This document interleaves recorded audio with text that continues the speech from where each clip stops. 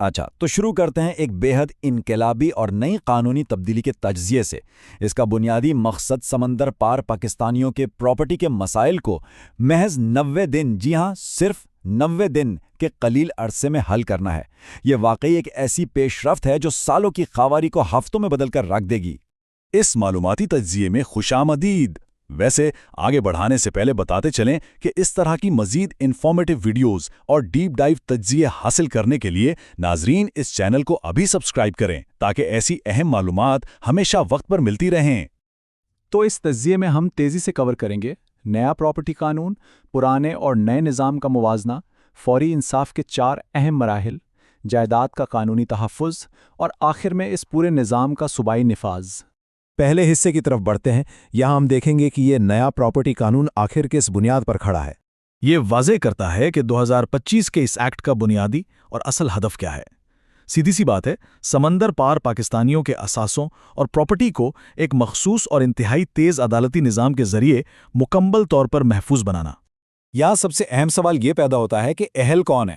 اس قانون کی نظر میں اہلیت کے لیے تسلیم شدہ پاکستانی دستاویزات جیسے پاکستانی پاسپورٹ، CNIC یا نکوپ ہونا لازمی ہے، اور اس سے بھی ضروری بات یہ ہے کہ ایک ٹیکس ایئر میں 182 دن سے زیادہ کا عرصہ بیرون ملک گزارا گیا ہو۔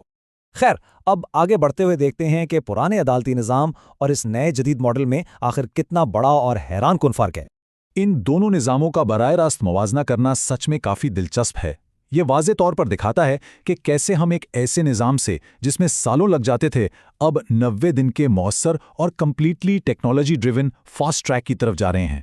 مثال کے طور پر پرانے نظام میں عدالت جا کر دستی فائلز جمع کروانا ایک لمبا اور تھکا دینے والا عمل تھا، لیکن یہ نیا ڈھانچہ مکمل طور پر ڈیجیٹل فائلنگ اور بیرون ملک سفارت خانوں سے ریموٹ ویڈیو لنک گواہی پر انحصار کرتا ہے۔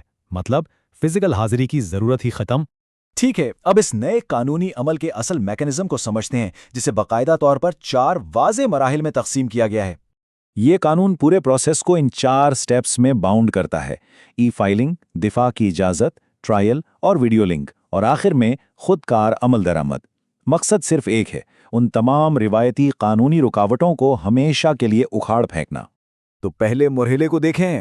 درخواست گزار بیرون ملک بیٹھے بیٹھے ہی اپنی فائلنگ کر سکتے ہیں، اور سب سے مزے کی بات یہ ہے کہ عدالتیں اب جدید دور کے مطابق واٹس ایپ، کوریئر اور یہاں تک کہ مساجد میں اعلانات کے ذریعے بھی اہم نوٹسز بھیج سکتی ہیں۔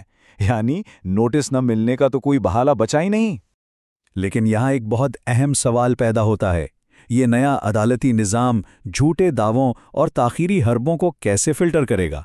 اس دلچسپ سوال کا جواب جاننے سے پہلے ایک چھوٹی سی یاد دہانی کہ اس طرح کی انفارمیٹیو ویڈیوز اور اپڈیٹس پانے کے لیے اس چینل کو سبسکرائب ضرور کیا جائے۔ اچھا، تو اسی سوال کا جواب سٹیج 2 میں ملتا ہے۔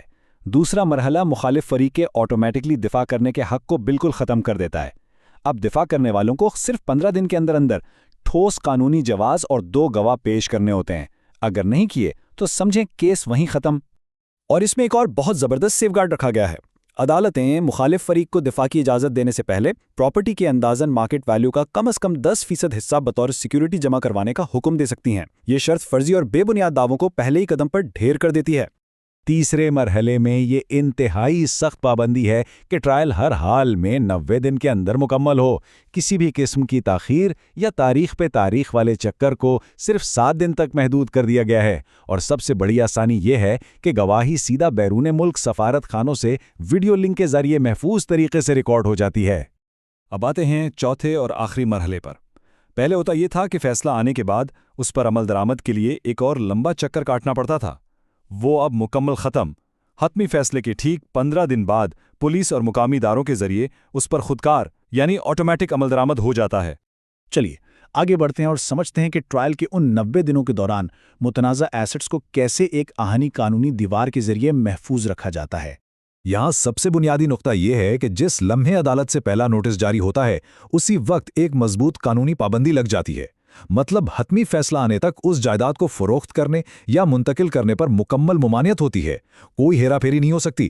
یہ ٹائم لائن ان سخت ڈیڈ لائنز کا بہترین خلاصہ پیش کرتی ہے. ذرا غور کریں، صرف 10 دن نوٹس کے لیے، 15 دن دفاع کی درخواست کے لیے، 90 دن فیصلے کے لیے اور 15 دن عمل درآمد کے لیے. یہ اسٹرکٹ ڈیڈ لائنز یقینی بناتی ہیں کہ پورا عمل اپنے تیز ٹریک پر رہے اور دوبارہ سالوں کی مقدمہ بازی میں نہ الجھے. ٹھیک ہے، اب دیکھتے ہیں کہ یہ سب زمینی حقائق پر آخر نافذ کیسے ہو رہا ہے اور اپیلز کا کیا طریقہ کار ہے. اگر کوئی فریق فیصلے کے خلاف اپیل کرنا چاہے تو اس کے پاس ہائی کورٹ جانے کے لیے صرف 15 دن کی مہلت ہوتی ہے، اور اس میں سب سے اہم ٹوسٹ یہ ہے کہ ہائی کورٹ خود بھی اس بات کی پابند ہے کہ اس اپیل کو ہر صورت 90 دن کے اندر اندر نپٹا دے. اور یہ پورا ڈھانچہ صرف کاغذ پہ لکھا کوئی عام سا آزمائشی پروگرام نہیں ہے. لاہور ہائی کورٹ نے باقاعدہ طور پر صوبے کے 36 اضلاع میں ایڈیشنل ڈسٹرکٹ اور سیشن ججز کو ان مخصوص عدالتوں کا درگاہ دے کر اس ایکٹ کو فوری طور پر اور عملی شکل میں نافذ کرنے کا حکم دے دیا ہے. یعنی پورا پروسیس پہلے ہی پریکٹیکلی شروع ہو چکا ہے. جیسے جیسے یہ کیسز ان نئی تیز رفتار عدالتوں میں شفٹ ہو رہے ہیں، یہ چیز ہمیں یہ سوچنے پر ضرور مجبور کر دیتی ہے کہ کیا یہ انتہائی مؤثر ٹیکنالوجی ڈریون 90 دن کا نظام مستقبل میں صرف سمندر پار پاکستانیز کے لیے نہیں بلکہ پورے ملک کے سول جسٹس سسٹم کے لیے ایک گیم چینجر مثال بن سکتا ہے؟ اس بے حد اہم قانونی انقلاب کے اس تجزیے کو دیکھنے کا بہت شکریہ، اور آخر میں ایسی ہی ان ڈیپتھ اور معلوماتی ویڈیوز حاصل کرنے کے لیے اس چینل کو ضرور سبسکرائب کریں.